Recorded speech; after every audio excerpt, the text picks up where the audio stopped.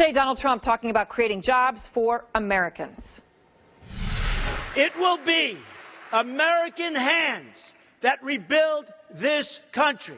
It will be American workers who are hired to do the job. Trump saying that as there are questions about whether or not his own businesses hire Americans first. Drew Griffin has the Outfront investigation.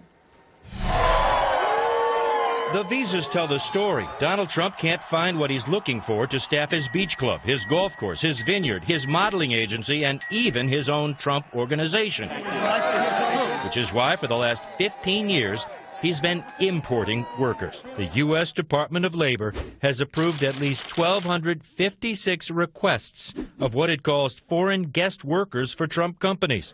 And according to sources, not just any foreign guest workers.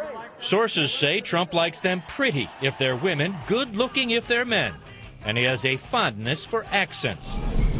Nowhere is that more evident than here at Trump's Mar-a-Lago Beach Club, where 849 requests for foreign guest workers have been approved in the last decade. They are waiters, cooks, and housekeepers, and various other positions. Some of the guest workers told us their Trump jobs allowed them to live the American dream. A former executive chef at the Mar-a-Lago Club told CNN the guest workers are more dependable than U.S. workers, have more skills, and says they cherry-picked some pretty people, explaining the club hired attractive foreigners for frontline positions. The chef called the practice common at many clubs and restaurants in South Florida. That explanation, though, is slightly different from how Donald Trump explained why he has to hire foreigners. You cannot get help during the season. The season goes from like October till March. It's almost impossible to get help. Trump's argument in all cases of importing foreign guest workers is that no Americans would accept the jobs he is offering, that he tried his best to find Americans and couldn't fill the positions. It's a requirement on the Department of Labor visa applications. The employer must verify that reasonable attempts were made to hire Americans first. And only after proving Americans would not or could not fill the jobs will visas be granted. And the Trump organization claims it followed the regulations to the letter. Tom Veenstra says in the case of Mar-a-Lago, he just doesn't believe Donald Trump. We have hundreds of qualified candidates for jobs like these. Veenstra is a senior director at the Palm Beach Career Source Office, part of a state-funded program to help workers get jobs. The services here are free. We help place local residents into jobs like those. Only once, Veenstra says, did Trump make use of his services. He sent 4 candidates. One was hired. He never heard another word.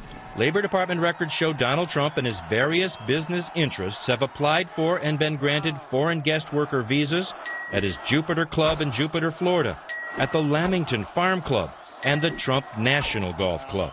39 workers were brought in the H-2A visa program as agricultural workers to work at Trump's vineyard estates in Northern Virginia. Another 280 workers were brought in on special H-1B visas to work as fashion models, engineers, and food and wine experts.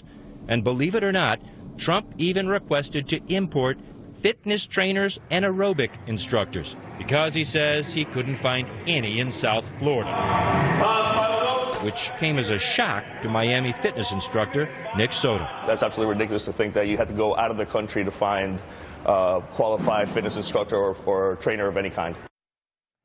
And Aaron, it appears the Trump companies will continue to seek employees from overseas. Records from the Department of Labor show Trump has begun the visa process for filling as many as 78 jobs this coming fall for cooks, waiters, and maids at least 2 of his Florida properties, apparently because he doesn't think he will be able to fill those jobs with Americans. Aaron? All right, Drew Griffin, thank you very much.